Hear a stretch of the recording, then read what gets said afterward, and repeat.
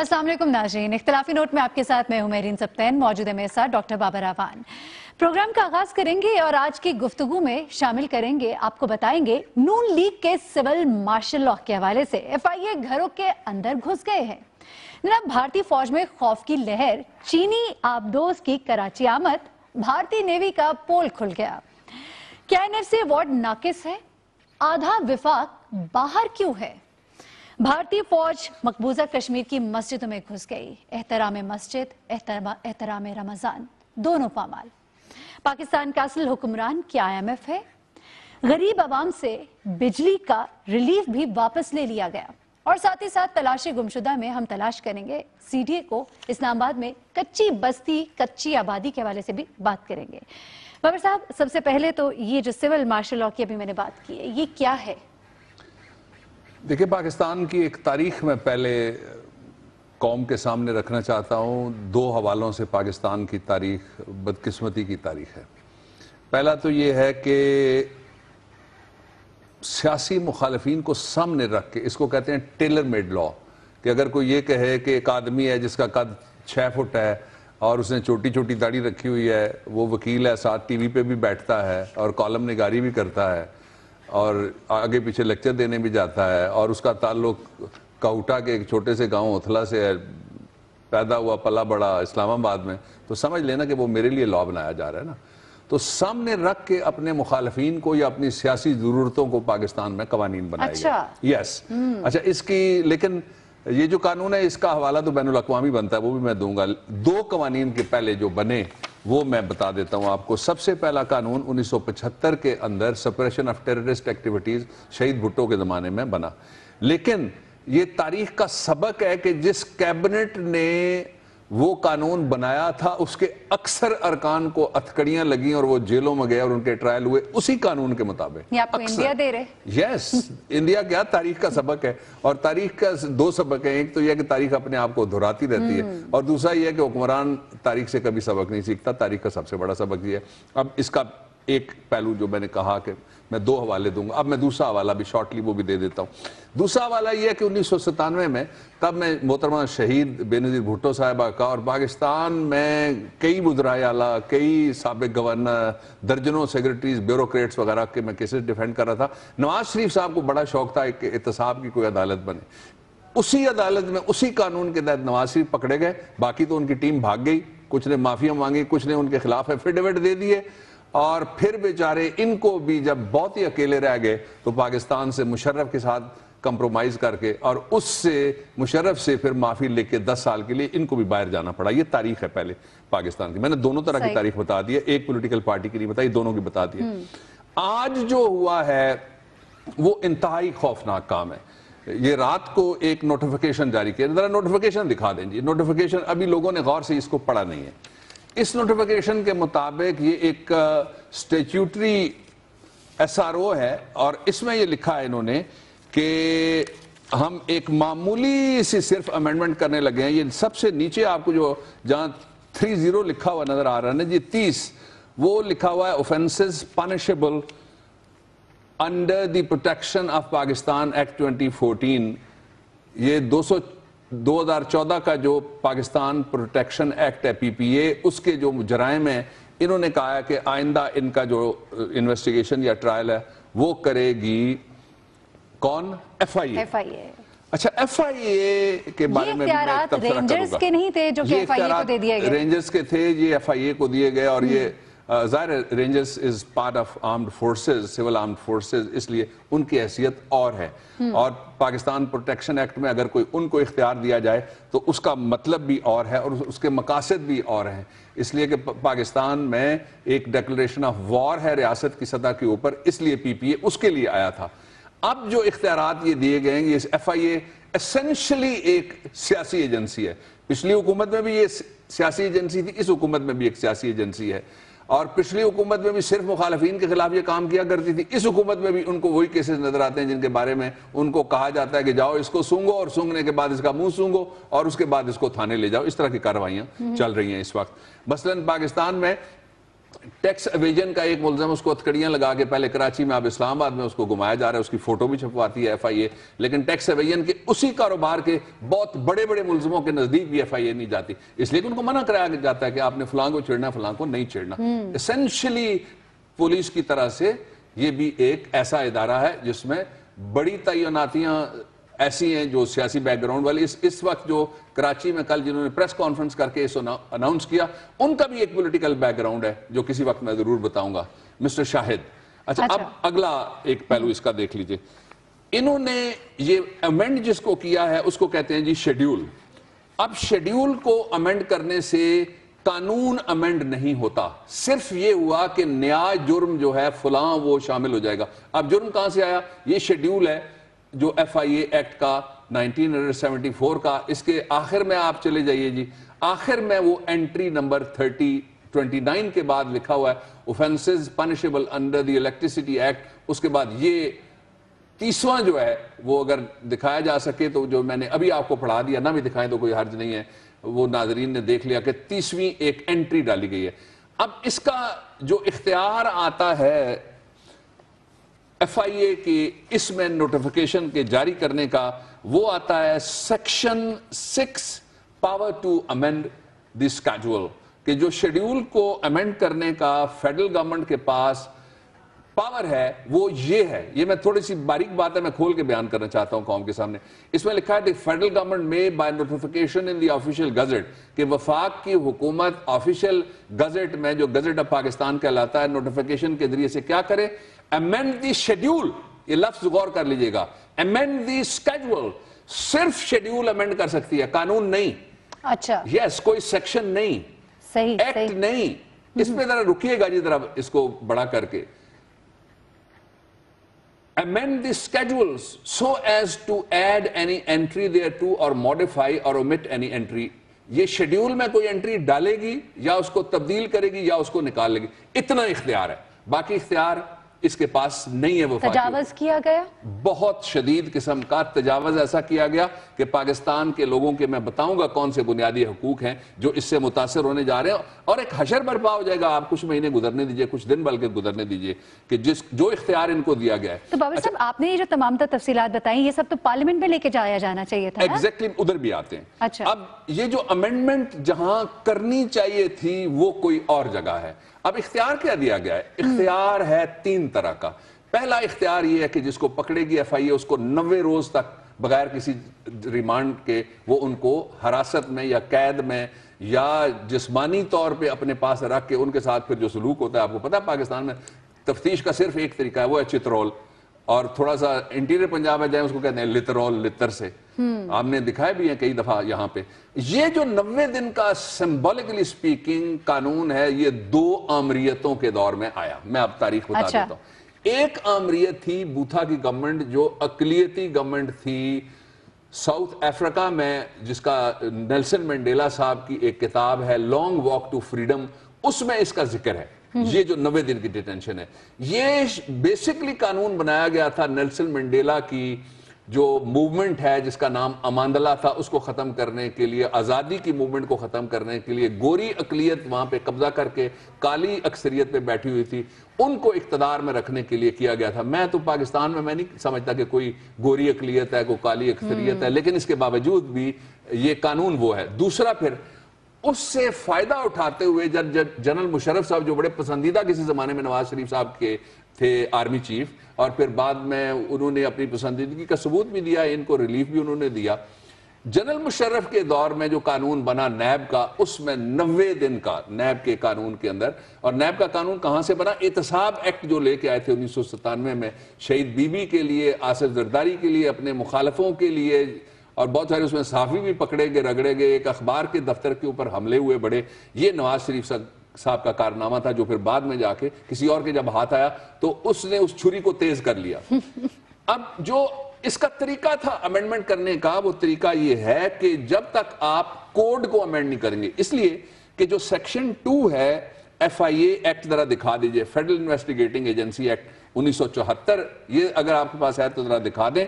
اس کے سیکشن 2 میں باقاعدہ سے لکھا ہوا ہے کہ اپلائی کیا ہوگا, یعنی پروسیجر کے لیے कोई मुकदमा भी चलाने के लिए क्या अप्लाई होगा? Code. Code means the code of criminal procedure 1898। ये ज़ाब्ता फौजदारी जो पाकिस्तान का है, ये है कोड। अब इसकी दो प्रोविजंस मैं आपके सामने रख देता हूं। मैंने जो कहा था कि बड़े खौफनाक नताइज इसके होने जा रहे हैं, वो नतीजा नंबर 1 इस ज़ाब्ता फौजदारी में लिखा हुआ है, और उसके ऊपर सुप्रीम कोर्ट ऑफ पाकिस्तान की और हाई कोर्ट्स की जजमेंट्स की किताबों की लारियां भरी हुई हैं पूरी की, और ट्रक्स भरे हुए हैं। इतना कानून इस पर डेवलप हो चुका पाकिस्तान में कि ज़ाब्ता फौजदारी में दफ़ा 103 के मुताबिक अब FIA एक्ट में ज़ाब्ता फौजदारी लागू होता है। जो प्रिवेंशन जो PPA है जिसका मैंने अभी जिक्र किया, पाकिस्तान प्रोटेक्शन एक्ट, उसमें ये लागू नहीं होता। इनमें पहला इख्तियार इनको ये दिया गया है 103 को वायलेट करेंगे, यानी जिसके घर में चाहेंगे ये छलांग मार देंगे कि ये कहेंगे जी यहाँ पे एक मुलजिम छुपा हुआ है। और दूसरा क्या इख्तियार है कि ये आमदनी के बारे में तहकीकात करेंगे, और फाइनेंसेस के बारे में और फंड के बारे में तहकीकात करेंगे। अच्छा, ये इख्तियार दिया गया है FIA को, सियासी जमातों को, और जिनका ताल्लुक इंसानी हुकूक से साथ है वो भी, और वकला तंजीमों को भी मैं कहना चाहता हूं कि इसको जरा गौर से पढ़ें, एक दफा गौर से पढ़ के इस पे गौर करें फिर। अच्छा, एक बात मैं कह लूं, और दूसरा, इसी के अंदर कोड के अंदर दफा 167 है, 167 सेक्शन है, जिसमें ये लिखा हुआ है कि किसी भी जुर्म में, यानी 100 कत्ल हो जाए, अल्लाह माफ करे, तो जो मुलजिम है उसका रिमांड 14 दिन से ज्यादा एक पर्चे में नहीं हो सकता। इसमें तो 14 दिन आप छोड़ दीजिए, 17 दिन में चालान पेश करना पड़ता है। आपको याद है ना, जब डस्का के वकला की शहादत का वाकया हुआ तो वजीर आला ने वादा किया था कि मैं इसकी खुद पैरवी करूंगा, पंजाब के वजीर आला ने, और फिर खुद पैरवी का नतीजा यह है कि वो टाइम जो कानून में लिखा हुआ था जिसमें वो फैसला होना चाहिए, वो रमजान के साथ ही गुजर गया। अभी तक वो फैसला नहीं हुआ डस्का का। तो ये इख्तियार भी इनको दे दिया गया है कि जिसको चाहे, कानून कहता रहे कि इसको आपने रखना है सिर्फ 14 दिन, लेकिन वो 90 दिन के लिए बाउंड हो जाएगा। अच्छा जी, बिल्कुल बाबा साहब, मैं ये कह रही थी कि इस तरह तो आसान अल्फाज में जो बात समझ आती है, सियासी जो मुखालफिन होंगे उनकी बहुत शामत आ जाएगी। सियासी मुखालफिन सियासी जमातों में दो तरह के होते हैं। अच्छा, मुझे खुद भी बड़ा तजर्बा है इस बात का। किस तरह के? पहला तो ये है कि सियासी जमातों के अंदर जो आवाज उठाने वाले हैं वो मुखालिफ होते हैं। उनको समझा जाता है कि ये देखें यार, ये तो ये इसको कैसे जुर्रत हो गई, सीधा कर दें, जिल्ले इलाही के सामने, बादशाह सलामत के सामने, शहजादगान की मौजूदगी में, हरकारों के जुलूस के सामने इसने कैसे कह दिया कि आप गलत कह रहे हैं कि आपकी पॉलिसी दुरुस्त नहीं है। एक मुखालिफिन वो होते हैं, इनके खिलाफ इस तरह के कवानीन पहले इस्तेमाल होते रहे पाकिस्तान की तारीख के अंदर। बड़े बड़े लोगों को जेल भेजा गया, अपनी सियासी जमातों की तरफ से, अपनी हुकूमतों की तरफ से भेजा गया। और फिर दूसरा उसके बाद ये है कि जो सियासी मुखालिफिन है, इस वक्त भी अगर आप देखें तो अभी तक जो FIA कार्रवाई कर रही है, वो कार्रवाई सियासी जमातों के अंदर जो गड़बड़ वाले लोग हैं उनके खिलाफ कार्रवाई होनी चाहिए। मैं उसका हामी हमेशा से मैंने सपोर्ट किया है, लेकिन वो तो उन्हीं के खिलाफ रही है ना। सो जो टारगेट एरिया है वो मुजरिम नहीं है जो रियासत पाकिस्तान के दुश्मन है। ठीक हो गया, सही। अच्छा बाबर साहब, लेकिन अभी मैंने पहले भी सवाल किया, जो तफसीलात आपने बताई हैं उसके मुताबिक तो ये जो रूल है ये तो पार्लियामेंट में पहले लेके जाया जाना चाहिए था। पार्लियामेंट पे किस मर्ज की दवा? देखिए, पार्लियामेंट इस मर्ज की दवा है कि पार्लियामेंट ने, आपको पता है, आपको पता ही नहीं लगा, बल्कि आपको भी नहीं पता, कौम को भी नहीं पता, पार्लियामेंट ने अपनी तनख्वाह में इजाफा कर लिया। अच्छा, पार्लियामेंट इस मर्ज की दवा है कि वहां पे मुका से you scratch my back and I scratch your back. Policy ये है कि मन तरा मुल्ला बगोयम, मैं आपको मुल्ला साहब कहता हूं, तू मरा हाजी बगो, तू मुझे हाजी साहब कहो। पार्लियामेंट तो ये फोरम है। लेकिन मैंने पहले भी कहा है, आज मैं फिर कहने लगा हूं कि पार्लियामेंट को बाईपास करने का मतलब यह है कि धरने खत्म कराने के लिए हुकूमत ने या हुकूमत के हामियों ने जो कुछ कहा वो फिर झूठ था। जब वो कहते थे कि पार्लियामेंट सारे मसाइल का हल है। अगर पार्लियामेंट सारे मसाइल का हल है और आपको कोई ऐसा इख्तियार किसी एजेंसी के लिए चाहिए जिससे पाकिस्तान के शहरियों के इंसानी हुकूक, बुनियादी हुकूक, आईनी हुकूक, फंडामेंटल राइट्स उनके मुतासर होते हैं, तो फिर आपको कहां जाना चाहिए? बिल्कुल, आपको नोटिफिकेशन करना चाहिए। और जिसने भी नोटिफिकेशन किया, ये नोटिफिकेशन अदालत में 5 मिनट भी खड़ा नहीं रह सकता, इसलिए कि ये लॉ को अमेंड किए बगैर, इन्होंने कानून में तरमीम किए बगैर पाकिस्तान के लोगों की जो सिविल लिबर्टीज हैं, जो शहरी आज़ादियां हैं, उनके ऊपर एक बहुत बड़ी कदगन लगा दी है। और जो उनके हुकूक आइन में लिखे हुए हैं। अच्छा, फिर आइन का आर्टिकल 10 है, وہ کہتا ہے جو ہی کوئی آدمی پکڑا جائے تو اس کو فوری طور پہ 24 گھنٹے میں ٹریولنگ ٹائم نکال کے میجسٹریٹ کے سامنے پیش کرو, اس کو بتاؤ کہ تمہارے خلاف چارج کیا. یہ آئین کہتا ہے. صحیح. اچھا, آئین کا آرٹیکل 4 یہ کہتا ہے کہ everybody shall be treated in accordance with law, کہ ہر آدمی کا یہ ناقابل, اگلا جملہ بھی میں کہہ دیتا ہوں اردو میں, کہ ناقابل تنسیخ حق ہے کہ اس کے ساتھ قانون کے مطابق سلوک کیا جائے. اچھا, equal protection of law, article 9 of the constitution, یہ تو سارے گئے نا, ریڈنڈنٹ ہو گئے. صحیح صحیح.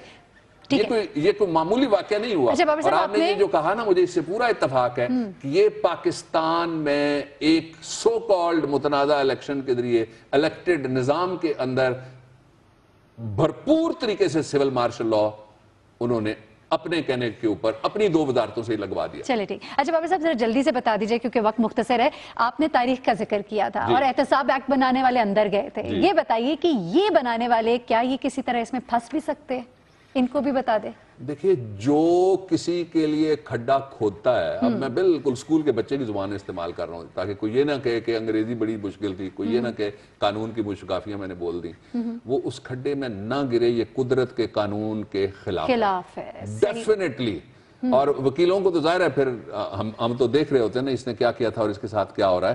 یہ ایسی ایک طرح ڈالی جا رہی ہے, یہ ایک ایسا دروازہ کھولا جا رہا ہے کہ اس سے فلڈ گیٹ آئے گا سیاسی مقدمات کا اور سیاسی مخالفین کے خلاف. لیکن اگر سیاست نے پلٹا مارا, اور تبدیل ہونا اور پلٹا مارنا تو یہ قدرت, وہ کہتے ہیں نا کہ ثبات ایک تغیر کو ہے زمانے میں, کوئی چیز مستقل نہیں ہے, اقتدار تو سب سے کچی چیز ہے. اس لیے یہ بنانے والے بھی ہوش کریں, نوٹیفیکیشن رات کے اندھیرے میں جاری کرنے والے بھی ہوش کریں. صحیح ہے, بہت ہی اہم نوٹیفیکیشن ہے اور اس کی باریکیاں جو ہیں وہ بابر صاحب نے بتا دی. بابر صاحب ذرا آئی ایم ایف کی بات کر لیتے ہیں. ایسے لگنے لگتا ہے کہ جیسے پاکستان کا اصل حکمران جو ہے وہ آئی ایم ایف ہے, حکومت کدھر ہے, پھر اس کا کیا کام باقی رہ جاتا ہے؟ فیصلے آئی ایم ایف کرتی ہے, ہماری بجلی کی سبسڈی عوام کی ختم کر دی گئی, اب مزید کیا کریں گے؟ دیکھیے, 2 چیزیں آپ ذہن میں ذرا رکھ لیں تو پھر حالات سارے سمجھ آنا شروع ہو جائیں گے. پہلی بات تو یہ ہے کہ جب سے یہ حکومت آئی ہے, پاکستان کا کوئی فیصلہ ایسا نہیں ہے جو آئی ایم ایف نے نہ کیا ہو. ہمارے جو بابوؤں کے انچارج ہیں اس وقت, سمدی صاحب, وہ یہاں سے بھاگتے ہیں, دبئی میں جا کے اپنے محل میں بیگ رکھتے ہیں, پھر آئی ایم ایف کے دفتر میں جا کے پیش ہو جاتے ہیں. وہاں سے جو ڈکٹیشن ملتی ہے اس کو لا کے مشکل ترین الفاظ میں پاکستان کے صحافیوں کے سامنے وہ بیان کرنے کی کوشش کرتے ہیں. لیکن صحافی بڑے تیز ہیں, جب ان کو پتہ لگ جاتا ہے پھر وہ غصہ کرتے ہیں. اب میں جو پاکستان, آپ نے سوال کیا, ایک نہیں بلکہ 2 قیامتیں پاکستان کے اوپر گزرنے والی ہیں جو تازہ ترین انسٹرکشنز ہیں. پہلی تو یہ ہے کہ جو وہ لوگ جو ایک بلب صرف جلاتے ہیں نا, جن کے 200 یونٹس جلتے ہیں مہینے میں, 300 والے بھی پنکھا بھی ساتھ چلاتے ہیں, ایگزیکٹلی ان کے لیے آئی ایم ایف کا حکم یہ آیا ہے کہ بجلی کی سبسڈی ختم کرو. ان کو بہت زیادہ رعایتیں پہلے مل گئی, پاکستان کے لوگ ترس گئے, آج پہلا عشرہ ختم ہو جائے گا اور اس پہلے عشرے میں ہم نے منت کی, قوم نے بالکل دست بستہ گزارش کی کہ کوئی ایک ایسا ریلیف جس کو رمضان کے پہلے عشرے میں قوم یاد کر سکے وہ دے دیں. آج جو آپ کی مارکیٹ ہے ریلیونٹ, اس سے آپ پتہ کر لیجئے گا, گوشت کی قیمت, موٹا گوشت جو سب سے سستا سپوزڈلی سمجھا جاتا ہے, حالانکہ مرغی میرے خیال میں اس سے سستی ہے, اس کی قیمت کے اندر بھی بالکل یوں جمپ آج ایک لگوایا گیا. یہ سارے کے سارے مافیاز بیٹھے ہوئے ہیں, بیٹھے ہوئے اقتدار میں, پاکستان کے اختیار پہ بیٹھے ہوئے مافیاز ہیں جو پیسے کما رہے ہیں. اچھا, پھر دوسرا ساتھ یہ ہوا ہے کہ انہوں نے کہا ہے کہ پاکستان کے اندر آپ فوری طور پر جو خسارے میں چلنے والے قومی ادارے ہیں, اب خسارے کی بھی اپنی اپنی ڈیفینیشن ہے, ان کو آپ نجکاری کریں اور نجکاری کے عمل کو آپ تیز کر دیں. اب یہ آئی ایم ایف نے فیصلہ کرنا ہے کہ ہم نے کیا بیچنا ہے. یعنی اگر کوئی آپ کو آ کے گھر میں یہ کہے کہ تم فرنیچر اپنا بیچ دو, کوئی آ کے یہ کہے کہ یہ دیگچے ذرا تبدیل کر لو, کوئی کہے پیالیاں نہیں خرید لو کسی گھر میں, کوئی گھس کے کہے, اب ایف آئی اے یہ کرنے جا رہی ہے نا, یہ کہنے کا جس کو اختیار ہے گھر کا مالک وہ ہے یا وہ ہے جو بیچارہ رات وہاں گزارتا ہے. بالکل صحیح. اچھا بابر صاحب, ہم نے کچھ باتیں کی تھی پہلے ہی, ہم نے بتا دیتا سال کے شروع میں کہ کیا ہونے جا رہا ہے, آئی ایم ایف کی وجہ سے کون کون سی سبسڈیز جو ہے وہ ختم کر دی جائیں گی. ذرا ناظرین کو دکھاتے ہیں, اس کے بعد میں نے آپ سے پوچھنا ہے کہ سبسڈی ختم ہونے کا نتیجہ کیا ہوگا. جی ناظرین یہ دیکھیے گا پہلے. سبسڈی دیں کنزیومرز کو, قانون موجود تھا, ایک روایت بھی موجود تھی کہ عوام کو آٹے پہ سبسڈی ملتی تھی, عوام کو بجلی پہ سبسڈی ملتی تھی, عوام کو پیٹرول کی مصنوعات, پیٹرو مصنوعات کے اوپر جس میں ڈیزل بھی شامل تھا, مٹی کا تیل بھی شامل تھا, وہ بھی سبسڈی عوام کو ملا کرتی تھی. اور عوام کو جو بچوں کے استعمال کا دودھ ہے اس کو بھی سبسڈی ملا کرتی تھی. سبسڈی جب سے پاکستان میں IMF کی حکومت آئی ہے, اس کے پیاروں اور راج دلاروں نے پاکستان کے لوگوں سے سب کچھ چھین لیا.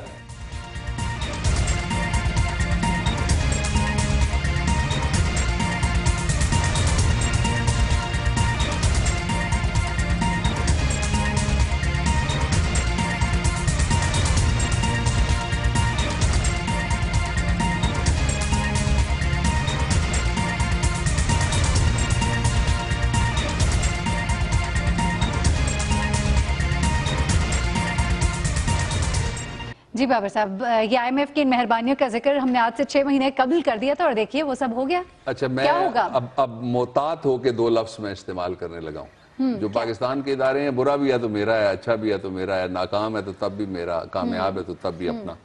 ان کے بارے میں IMF نے 2 لفظ استعمال کیے ہیں.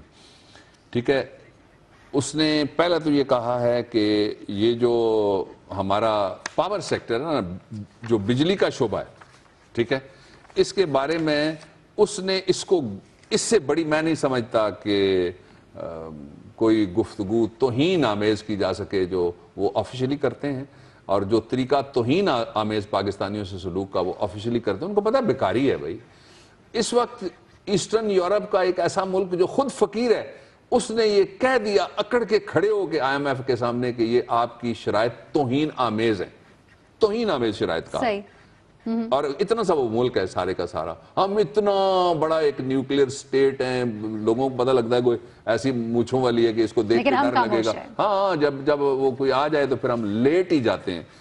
ایک تو انہوں نے کہا کہ پاکستان کی ترقی کے راستے میں سب سے بڑی رکاوٹ پاکستان کا پاور سیکٹر ہے, یعنی سارے پیسے یہ کھا گئے. کل میں نے بتایا تھا, آج اس پہ کچھ اخباروں نے ایڈیٹوریل بھی لکھا ہے جو ہماری کہی ہوئی بات ہے. صحیح. ہم نے بتایا تھا 11 ارب روپے عوام کی جیب سے نکالے جائیں گے. پھر ہم نے یہ بھی بتایا تھا کہ جناب آپ دیکھ لیجئے کہ آپ کے اوپر پڑنے جا رہا ہے وہ جتنا کا جتنا سیکولر ڈیٹ یا گردشی قرضہ تھا. میں اب آخری بات یہ کہنے لگا ہوں کہ پاکستان میں جب بھی کہا جاتا ہے ٹیکس نیٹ میں اضافہ کرو, اس کا مطلب یہ ہے کہ سرکاری ملازمین, فکسڈ انکم گروپس, پینشنز, بیوائیں, شہیدوں کی بیوائیں, اور وہ لوگ جن کو چیک کے ذریعے سے پیسے ملتے ہیں ان کا ٹیکس ایڈوانس کٹتا ہے, وہ سارے تیار ہو جائیں. یہ حکومت IMF کے کہنے پہ اس طرح منگوا لیا اس نے, اور کینچی آپ کی حجامت بھی ہوگی اور آپ کی جیب بھی کاٹی جائے گی. دونوں سلوک. بابر صاحب, ہمارا سوال یہی ہے کہ کیا ہماری عدالتیں, ہمارا نظام, ہمارا یہ سب سسٹم جو ہے IMF کے سامنے بے بس ہے کیا؟ کوئی وے فارورڈ نہیں چھوڑا عوام کے لیے؟ ہم یہاں پہ بریک لیں گے. بریک سے ہم جب واپس آتے ہیں تو ہم نے ضرور بات کرنی ہے, ہم نے بات کرنی ہے NFC کی, اور ہم نے بات کرنی ہے کہ NFC کے حوالے سے ہو کیا رہا ہے اس وقت ملک میں, اس بارے میں بتائیں گے. اور بھارتی نیوی کے حوالے سے بھی آپ کو بتائیں گے, بہت ہی ناکام ہو گئی. اس بارے میں جانیں گے ایک بریک کے بعد.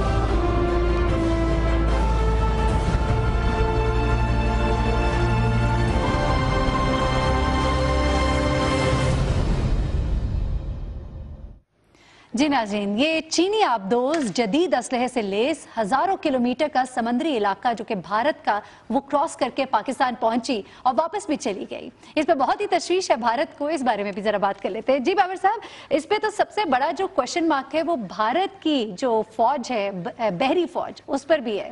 جی ہاں, اس کے علاوہ سیکیورٹی کے پورے ان کی پیراڈائم جو ہے ان کے اوپر بھی ہے, اس لیے کہ ان کی ساری جو سیکیورٹی پیراڈائم ہے وہ بھی جس طرح میں نے کہا نا ٹیلر میڈ لاز, قوانین بنائے جائیں, پہلے بتایا جائے اس حلیے کا بندہ ہے یا اس حلیے کا بندہ ہے, اس کے لیے قانون بنانا. اسی طرح سے پہلے وہ رکھتے ہیں اپنی ساری سیکیورٹی پیراڈائم کا, ان کا جو بنیادی مرکز ہے وہ 2 ہیں. پاکستان اکیلا نہیں ہے, چین بھی ہے ہمارا دوست ہے, اسی لیے چین بھی اپنی محبت ان کے ساتھ پھر دہراتا رہتا ہے. ابھی ویٹو کیا نا چین نے, ہمارے سوتے رہے, چین والے جا کے ویٹو کرائے وہاں پہ.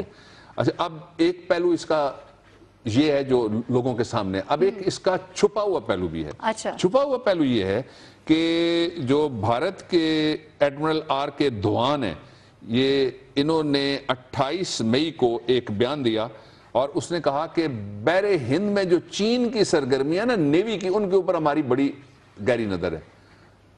یہ انڈین بحریہ کے چیف نے یہ بیان دیا اور پھر اس کے ساتھ ہی یہ کہا کہ ہماری اتنی کیپیسٹی ہے کہ کوئی جس طرح کہتے ہیں نا آسمان پہ چڑیا پر نہیں مار سکتی, تو نیچے تو پھر مچھلی کا بچہ بھی نہیں ہل سکے گا نا. اچھا, مچھلی کا بچہ وہ تھا بھی نہیں. ایک ایسی آبدوز تھی جو ہینیان ان کا ایک کوسٹل صوبہ ہے, اس سے وہ چلی اور آپ نے بتا دیا کتنا ٹریول اس نے کیا. اس کو کہتے ہیں کہ یہ ایئر انڈیپینڈنٹ پروپلشن, یعنی زیادہ سے زیادہ ٹائم یہ ہوا کے بغیر اندر رہ سکتی ہے سمندر کے. اور یہ جو تھی یہ 31 مارچ کو چلی آئی اور سارا جو واٹرز ہیں ان میں سے گزرتی ہے, جو آپ نے بتا دیا دہرانے کی ضرورت کوئی نہیں ہے. اور اس جو 22 مئی کو یہ پہنچ گئی کراچی میں. لیکن آپ دیکھیے میں نے ڈیٹ کی طرف پھر لوگوں کو لے کے جاتا ہوں کہ 28 مئی کو جب یہ بیان دے رہا تھا مسٹر دھوان جو نیول چیف ہے انڈیا کا, تو اس کو معلوم نہیں تھا کہ اس کے پاؤں کے نیچے سے بھی کچھ ہو کے گزر گیا جس کی اس کو خبر ہی نہیں ہے. اچھا, یہ ایک اور چیز کی نشاندہی بھی کرتا ہے, وہ یہ ہے کہ علاقے کے سارے ممالک انکلوڈنگ چین کس قدر کنسرنڈ ہیں انڈیا کی طرف سے جو مختلف نوعیت کی جارحیتیں ہوتی رہی اور ہوتی ہیں اور ہو رہی ہیں ان کے حوالے سے. ایک انڈیا کا یعنی جو اہلیت ہے انڈیا کے پاس وہ اتنی ہے, اس کے جہاں پہ لوگ ہیں, کل پرسوں ایک صاحب کہہ رہے تھے, انہوں نے کہا جی ہمیں کیا لگے جی جس مرضی کو اپنی مدد کے لیے بلا لے افغانستان, پھر فلانا بلا لے, پھر فلانا, یعنی وہ انڈیا کے لیے نا لابنگ کرتے رہتے ہیں کہ جہاں جہاں پاکستان کے بارڈر لگتے ہیں وہاں کسی طریقے سے انڈیا گھسے, جہاں پہ بیٹھا ہوا زیادہ مضبوط ہو, جہاں پہ مضبوط ہے اور ویزیبل ہو, جہاں پہ ویزیبل ہے اور ایکٹیو ہو, جہاں پہ ایکٹیو ہے وہ ڈیزاسٹرس ہو خدا نخواستہ پڑوسی ملک, اور ہم ہی ہیں پھر نشانہ, اور تو کوئی ہے نہیں. اچھا, ایک اور نشانہ بھی ہے بھارت کی افواج کا اس وقت, اور وہ ایسا نشانہ ہے جس کے اوپر میرا دل بڑا رنجیدہ ہے. اور رنجیدہ اس لیے ہے کہ وہ این جی اوز جو پاکستان میں کبھی 35 سال کے آدمی کو بھی کہتی ہیں کہ جی یہ بچہ ہے 7 سال کا, اس کے لیے آواز اٹھاتی ہیں, انسانی حقوق کے پتہ لگتا ہے ان سے بڑے ٹھیکیدار کوئی نہیں ہے. لیکن جہاں انڈیا آ جائے یا ویسٹ کا کوئی ملک آ جائے یا فلسطینی آ جائیں یا تیونسی آ جائیں یا کویتی آ جائیں یا لیبیا والے آ جائیں یا شام والے آ جائیں یا عراق والے آ جائیں یا کوئی اور ملک آ جائے جو مسلمان ملک ہے, تو یہ خاموش کیوں ہو جاتے ہیں. اور یہ مجرمانہ خاموشی اس لیے کہ جن لوگوں کے پاس پاسپورٹ پاکستان کا ہے ان کی پاکستان کے ساتھ محبت ان کے اوپر قرض ہے, وہ کوئی احسان نہیں کریں گے پاکستان کے ساتھ. جن لوگوں کو پاکستان روٹی دیتا ہے, اس کی سرزمین ان کو گندم دیتی ہے, جن کو پاکستان پروٹیکشن دیتا ہے, ان کے اوپر بھی یہ قرض ہے. اور یہ میں فرض نہیں کہتا, میں کہتا ہوں قرض ہے. اور قرض ایسی چیز ہے جو رسول محترم صلی اللہ علیہ وآلہ وسلم کے فرمان کے مطابق شہید کو بھی قرض معاف نہیں ہوگا, باقی سارے صغیرہ کبیرہ تو معاف ہو گئے لیکن قرض نہیں معاف ہوگا. اس لیے اس دھرتی کا قرض وہ ادا کریں. اب ہوا یہ ہے کہ بھارت نے اس وقت جو پچھلے 2 دنوں کے واقعات ہیں وہ میں آپ کو تازہ ترین بتا دیتا ہوں. پہلا واقعہ تو یہ کہ مسجد کے اندر ان کی جو فورسز ہیں, سیکورٹی فورسز, ان کی فوج وہاں پہ بیٹھی ہوئی ہے, وہ مسجد کے اندر چلے گئے اور گئے کب مسجد کا تقدس پامال ہوا نا, گئے کب رمضان شریف میں, تو رمضان شریف کا بھی تقدس پامال ہوا. اور پھر جو سیکولر چہرہ ہے بھارت کا اس کے اوپر پھر بوٹوں کے نشان آ گئے نا, خاکی بوٹوں کے نشان آ گئے, کالے بوٹوں کے نشان آ گئے نا بھارت کے سیکولر چہرے کے اوپر. اچھا, پھر تیسرا ایک کام یہ ہوا, وہ یہ ہے کہ جو پاکستان کے جھنڈوں کی تحریک وہاں پہ ایک چلی ہوئی ہے, ایک سبز پرچم کی بہار آئی ہوئی ہے ہندوستان کے اندر, وہ آگے بڑھتی جا رہی ہے. ہندوستان 3 ذرائع سے اس کو کاؤنٹر کرنے کی کوشش کر رہا ہے. ایک تو جو ریاستی تشدد ہے جس کا میں نے ابھی ذکر کر دیا. دوسرا طریقہ یہ ہے کہ وہ لوگ جو اس تحریک کے بانی مبانی ہیں ان کے خلاف ان کے اندر سے کچھ ایسے کھڑے کیے جائیں لوگ جو میر جعفر اور میر صادق کی تاریخ کو دہرا سکیں. دو اندر سے لیکن وہ اس میں بھی بھارت کو ناکامی. پچھلے کوئی میرے خیال میں 11 سال پہلے ایک تحریک काउंटर की गई थी और उसके फिर लोगों को पता लग गया कि ये किसकी तहरीक है और इंडियन स्पॉन्सर्ड है, इसलिए वो अपनी मौत आप मर गई। अच्छा, दूसरा पहलू मैंने आपको बताया, एक तीसरा पहलू भी इसका है, वो ये है कि इस बड़े पैमाने पे इस वक्त गिरफ्तारियां हो रही हैं, इस वक्त इतने बड़े पैमाने पे वहां पे शेलिंग हो रही है, इतने बड़े पैमाने पे वहां पे औरतों के खिलाफ वायलेंस हो रहा है, इतने बड़े पैमाने पे वहां पे मुजाहरे हो रहे हैं कि जिनकी तकरीबन पिछले कोई 7-8 साल में कोई नजीर नहीं मिलती। लेकिन कहाँ है मुहाफिज खुदी के, हमारे बरादरान इस्लाम। अक़वाम मुत्तहिदा खामोश है, अक़वाम मुत्तहिदा मैं बाद में जाऊंगा, हमारे बरादरान इस्लाम जिनके लिए हम फतवे देते हैं, जिनके लिए हम खुतबे देते हैं, जिनके लिए हम जलसे देते हैं, जिनके लिए हम नारे देते हैं, जिनके लिए हम जुलूस देते हैं, जिनके लिए हम रैलियां देते हैं, जिनके लिए हम बैनर लगाते हैं, और इस तरह पता लगता है कि पाकिस्तान के अंदर उनका कोई सफारत खाने उनके कोई नहीं है, सारी सियासत पाकिस्तान में कहीं से कोई आवाज नहीं है। खैर से अच्छा, वहां से कोई आवाज अगर आती है तो वो कम अज कम ऐसी है जो उनके कमरे में ही गूंजती है, उससे बाहर पाकिस्तानियों को सुनाई नहीं देती। पहला गिला तो यहां रखेंगे, ठीक है, उम्मा पे। उसके बाद दूसरा गिला रखेंगे आलम इंसानियत का, वो सबसे बड़ा और सबसे नाकाम इदारा जिसका नाम आपने लिया, यूएन, कि आज आप क्यों नहीं बोलते। अभी कल परसों था कि पाकिस्तान को ना एक तो लीडर एक्सपोर्ट करने की भी वेस्ट को पड़ी रहती है, मशवरे दिए गए, मशवरे कि अब फलां खातून को आप रख लीजिएगा, बहुत बड़ी लीडर है आपकी। पहले इससे बड़े हजरात आए थे जिनका पासपोर्ट भी एयरपोर्ट पे बना, शनाख्ती कार्ड उनका इलेक्शन कमीशन में जाके बना। ऐसे लोगों को एक्सपोर्ट करके यहाँ भेजा जाता है कि जी आप इसको इंपोर्ट कर लें, जबरी की इंपोर्ट कर लें। जो असल इशू है उसके ऊपर आप क्यों नहीं बोलते। अक़वाम मुत्तहिदा की करारदादें हैं, और एक नहीं है, दो नहीं है, अक़वाम मुत्तहिदा के मुख्तलिफ शोबों की दर्जनों करारदादें पड़ी हैं, 27 के करीब है। मैंने एक आर्टिकल उसके ऊपर लिखा, उसमें जिक्र किया इस सारे का, कश्मीर का मुकदमा मैंने लिखा 6-7 महीने पहले। जो असल इशू है उस पर आप क्यों नहीं बोलते। अच्छा, फिर एक तीसरा पहलू ये है कि पाकिस्तान अपने, हमारी वजारत खारजा क्यों नहीं बोलती, घर से बोलना चाहिए ना। और पाकिस्तान के वजीर आजम साहब को मुझे नहीं लगता कि इनके ऊपर कोई फूंक मोदी की काम कर सके, लेकिन क्या अदा इनको पसंद है ये कौम जानना चाहती है कि मोदी सरकार जब से आई है, मोदी का नाम लेके, हिंदुस्तान का नाम लेके ज्यादा से ज्यादा जो कारकर्दगी है वजीर आजम साहब की वो ये है कि मुझे अच्छा नहीं लगा जो वो कर रहे हैं। सही, ये दस्तूर जुबाबंदी है कैसा तेरी महफिल में, ये हमारा सवाल है। क्यों खामोश है मुस्लिम उम्मत, क्यों खामोश है यूनाइटेड नेशंस, ये हमारा सवाल है। हमने एनएफसी अवार्ड की भी जरूर बात करनी है। आधा विफाक जो है वो बाहर क्यों है, और साथ ही साथ हमने तलाशी गुमशुदा में तलाश करना है सीडीए को, कहाँ है वो, ये कच्ची बस्तियां क्या उनको नजर नहीं आती। एक ब्रेक लेते हैं, हमारे साथ रहिएगा।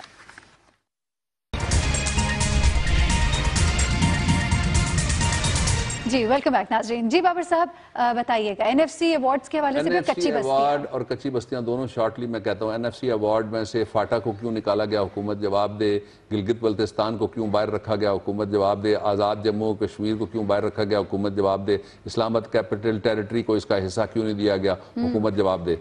इस पर कुछ तफसीलात हैं जो अगले हफ्ते हम बताएंगे, लेकिन उसके साथ ही दूसरा इशू मैं टैग करना चाहता हूँ कि इस्लामाबाद में सीडीए लिस्टें बना रही है कच्ची बस्तियों की, जो बड़े लोगों ने बड़े बड़े इदारे और बहुत बड़ी बड़ी ट्रिपल क्वाड्रिपल बिल्डिंगें और मल्टी स्टोरी बिल्डिंगें बना ली हैं सरकार की जमीन के ऊपर। सीडीए को वो नहीं नजर आता। गरीबों के ऊपर अगर सीडीए हमला आवर होती है तो इस्लामाबाद के हुक्मरान फिर मजामत के लिए भी तैयार रहे, ये मैं आपको बता देता हूँ। इसलिए कि कच्ची बस्तियों में सारे वो बैठे हैं कि जिनके बारे में वो उनका खाना खराब है। उसने कहा ना कि मेरी तरह खुदा का भी खाना, गालिब ने कहा कि दिल खुद हुआ इस मस्जिद वीरान को देख के। उनका घर ही कोई नहीं है जो बैठे हुए। इसलिए अगर छुड़ाना है तो बड़ों के कब्जे छुड़ाओ, छुड़ाना है तो लैंड माफिया से कब्जे छुड़ाओ, छुड़ाना है तो उनसे छुड़ाओ जिनके खिलाफ सुप्रीम कोर्ट ने ऑर्डर्स किए हुए हैं। चले ठीक है। अच्छा बाबर साहब, आवाम की आवाज भी हमें पहुंचानी है, हमारे ट्विटर्स। जी जरूर। सबसे पहले जी आमिरजाद गुल साहब हैं,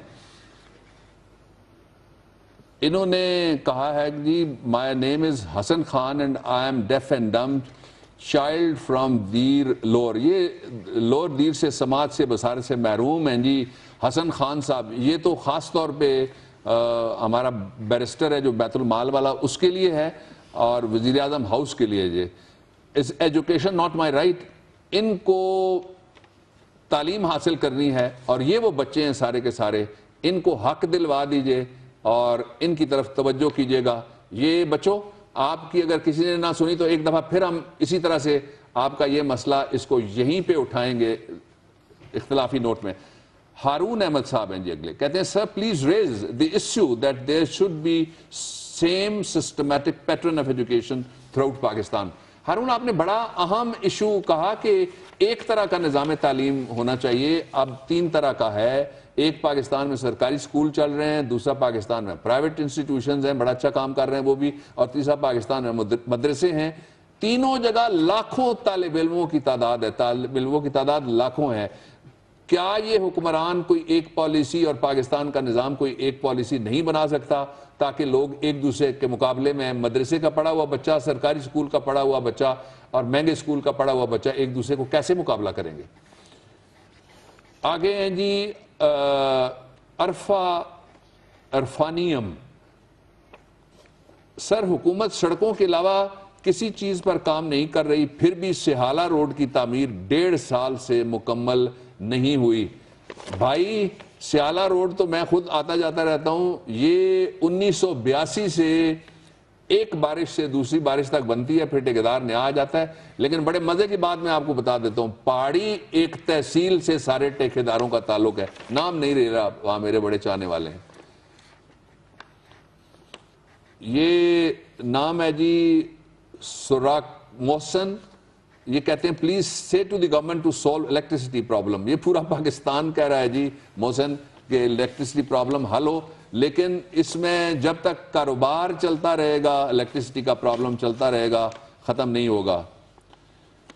یہ ہیں جی ڈاکٹر فہیم لیو, یہ کہتے ہیں sir please come and visit the roads of لکھی ڈور شیخو پورا, سی the condition of Ratto Dero Shikarpur Ratto Dero district لارکانہ and Dadu roads. یہ جو سڑکیں جن کے بارے میں کہا گیا, بلاول اگر آپ سن رہے ہیں تو یہ فوراً کہ یہ شاہ صاحب سے کہ یہ سڑکیں ٹھیک کروا دیں. یہ شکارپور اور رتو ڈیرو یہ لاڑکانہ ڈسٹرکٹ کے ساتھ آتی ہیں, دونوں جڑے ہوئے ہیں, اس لیے اس پہ توجہ دیں. عوام کی آواز ہم نے پہنچائی ایوان بالا تک, اور امید اس کے ساتھ کہ یقیناً یہ سنی جائے گی. آج کے پروگرام کا وقت ختم ہوا, انشاءاللہ اگلے ہفتے دوبارہ جمعہ ہفتہ اتوار یہاں بیٹھیں گے آپ کے ساتھ رات 8 بجے. تب تک کے لیے مجھے ڈاکٹر بابر اعوان کو آپ اجازت دیجیے گا. بابر صاحب جاتے جاتے رمضان المبارک کا مہینہ ہے, پہلے عشرے کا آخری دن ہے, کوئی نعت ہو جائے اگر ایک اچھی سی. 7 سمندر پار رہوں تو 7 سمندر پار رہوں تو پھر بھی آقا تیرا ہوں, اور فرقت کے صدمات سہوں تو پھر بھی آقا تیرا ہوں.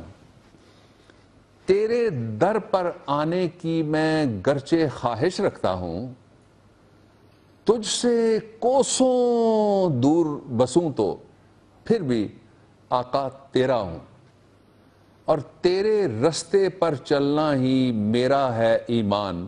مگر تھوڑا سا متضاد رہوں تو پھر بھی آقا تیرا ہوں, اور تیرے کرم سے تیرا کہنے کی مجھ کو توفیق ملی, تیرے کرم سے تیرا کہنے کی مجھ کو توفیق ملی.